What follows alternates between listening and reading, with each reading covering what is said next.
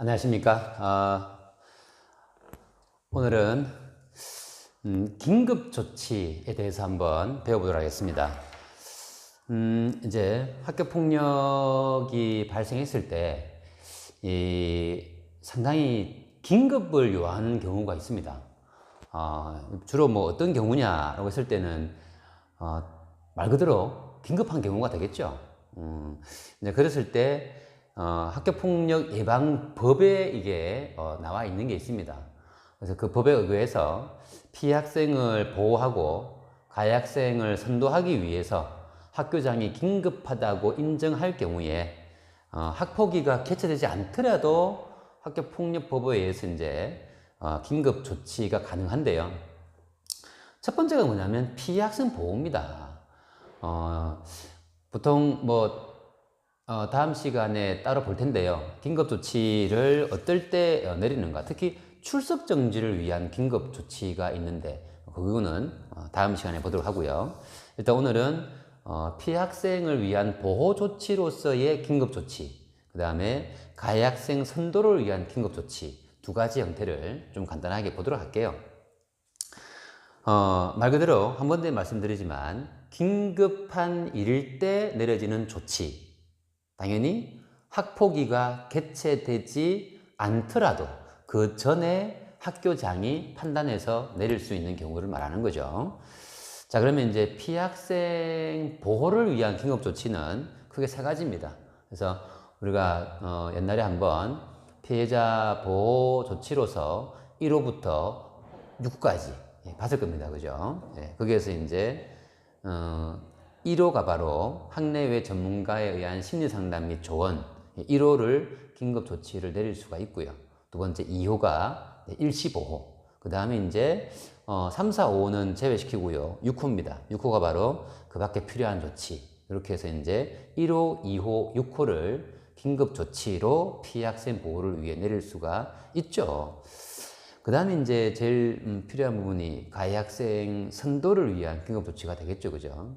이 부분은 이제 보통 이제 가해 학생이 뭐 2명 이상의 집단적인 폭행을 했느냐, 뭐 등등등의 여러 가지 조건이 있긴 하지만 그렇지 않더라도 긴급하다고 판단한다라면 학교장이 내릴 수 있는데 똑같습니다. 이 긴급 조치나 그 다음에 가해 학생이 받는 조치나 똑같은데요.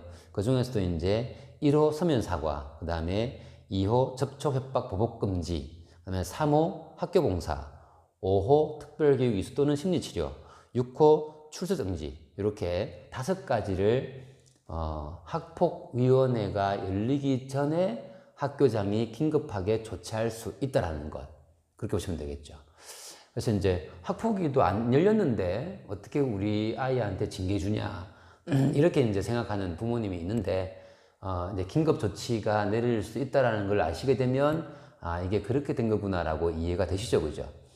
그 다음에 학교 폭력이 심각하다고 인정할 때에는 가해 학생을 학교에 들어오지 못하게 막아야 되는 경우도 있습니다. 그런 경우에는 출석 정지라는 게 있는데요. 뭐 다음 시간에 하려고 했지만 다음 시간 가지 말고 바로 지금 해야 되겠네요. 긴급 조치 두 번째로서 출석 정지를 위한 긴급 조치가 있습니다. 자, 이런 경우에는 이제 총 4가지 정도의 조건이 있는데요.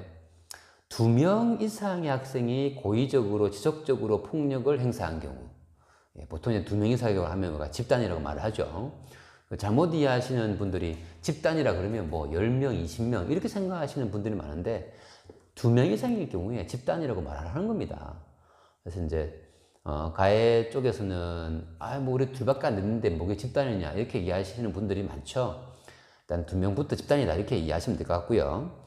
그 다음에 이제 두 번째 조건이 뭐냐면 전치 2주 이상의 상해를 입힌 경우, 이런 경우에도 출석 정지를 바로 긴급하게 내릴 수 있다는 것입니다.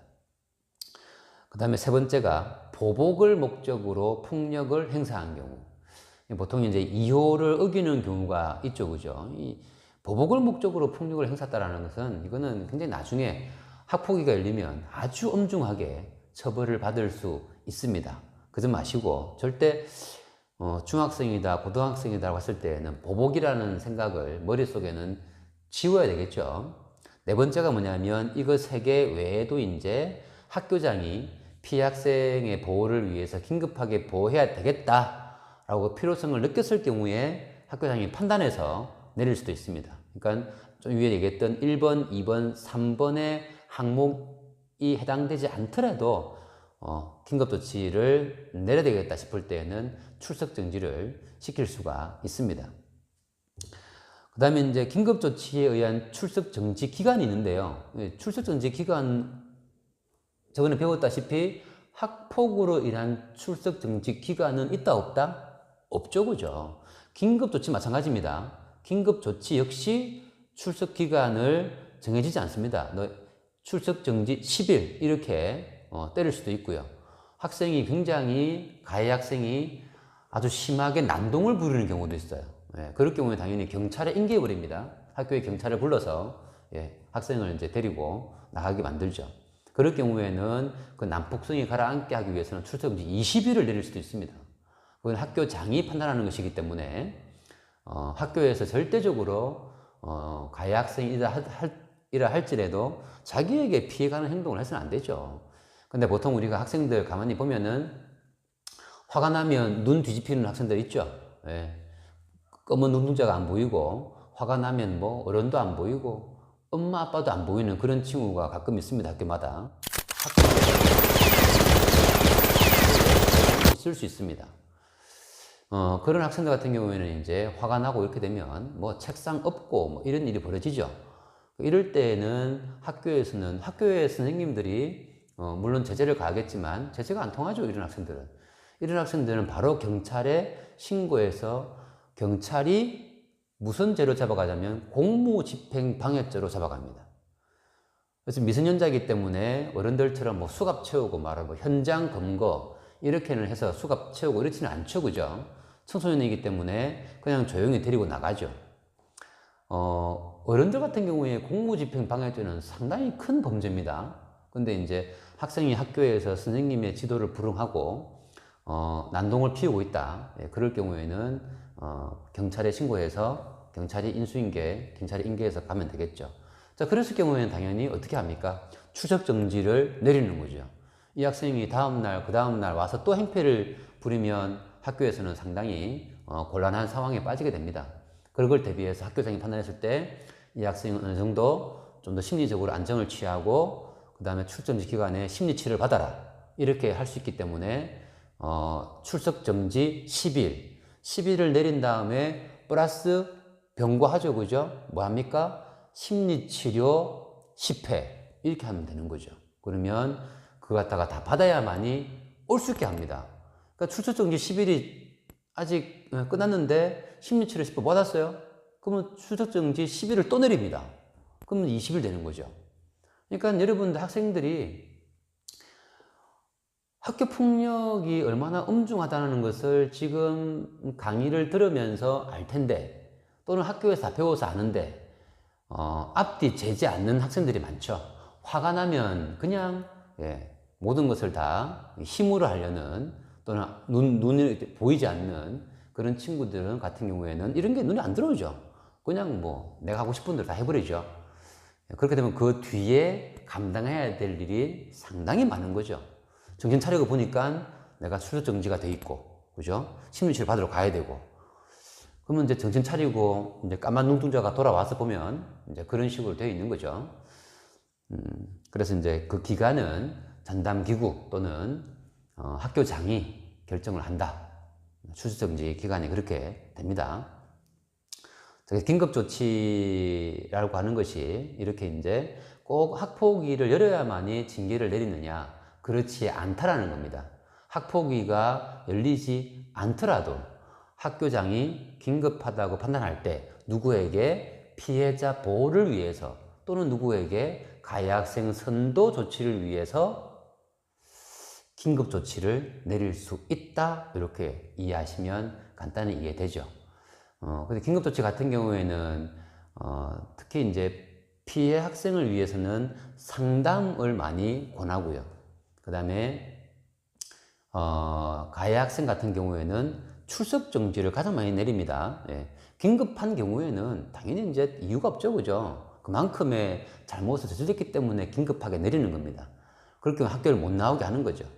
출석 정지를 시키고 플러스 특별교육 또는 심리치료, 이렇게 하는 경우가 가장 많죠. 자, 그렇게 하시고 긴급조치라고 하는 부분을 충분히 여러분들이 인식했기 때문에 학생과 학부모님들은 이제 이러한 긴급조치를 안 당하기 위해서는 학교에서 무조건 지도하는 대로 잘 따라 주셔야 돼요. 내가 지금 너무 흥분해가지고 주먹이를 친구에게 날릴 수는 있어요. 우리가 잘하는 학생이 판단력이 미수하다고 다 판단하지 않습니까? 그죠? 그래서 너무 흥분해서 주먹 날렸다. 그러면 선생님이 와서 개입을 해서 그때는 빨리 자기 흥분을 가라앉혀야 됩니다. 저는 못 가라앉혀요. 막 이렇게 나대는 친구 있죠. 그죠? 못 가라앉히면 그때는 답이 없는 거죠. 그때는 뭐 학교에서 선생님이 학생을 때릴 수도 없고요. 그죠? 네. 부모님을 학교에 부르게 합니다. 지금 부모님 긴급한 상황. 당신의 자녀가 학교에서 난동을 부리고 있다. 선생님이 말려도 안 된다. 그러면 이제 부모님이 직장에서 일하다 마시고 뛰어오시는 거죠. 뛰어와서 애 상태 보니까 애가 학교를 뒤집어 놓은 경우죠. 그러면 이제 부모님도 이제 기가 안 차죠. 그죠? 내 자식이 학교에서 이렇게 행동하고 있구나 갖다가 눈을 보게 되는 거죠. 그냥 부모님도 할 말이 없습니다. 뭐, 이유? 원인? 이유와 원인을 따질 필요가 없죠. 학교에서 난동을 부리는 아이에게 이유와 원인? 참작은 가능할 수 있지만, 뭐 때문에 화가 났는가에 대해서는 이해는 하지만, 난동을 부리고 있는 자식, 난동을 부리고 있는 학생, 그거에 대해서는 더 이상 할 말이 없는 겁니다. 자, 그렇게 하시고, 긴급조치까지, 역시 또 가지 않아야 되겠죠. 항상 이 얘기를 하는 이유는 학교폭력법은 엄중하다. 그 엄중한 사실을 우리 학생들은 잘 생각하지 않는다. 화나면 화낸다. 그게 아니라는 얘기입니다. 화나면 화낸다. 그렇게 하면 잘못하면 벌 준다. 이렇게 되는 거죠. 벌 주고 안 된다? 더 큰 벌을 준다. 이렇게 되는 겁니다. 화가 났지만 참고 지내야 된다. 화가 났는데 잘못을 했다. 하지만 반성한다. 그래서 학교에서도 반성하고 있구나. 그래서 어떤 참작을 한다. 이렇게 되는 거죠.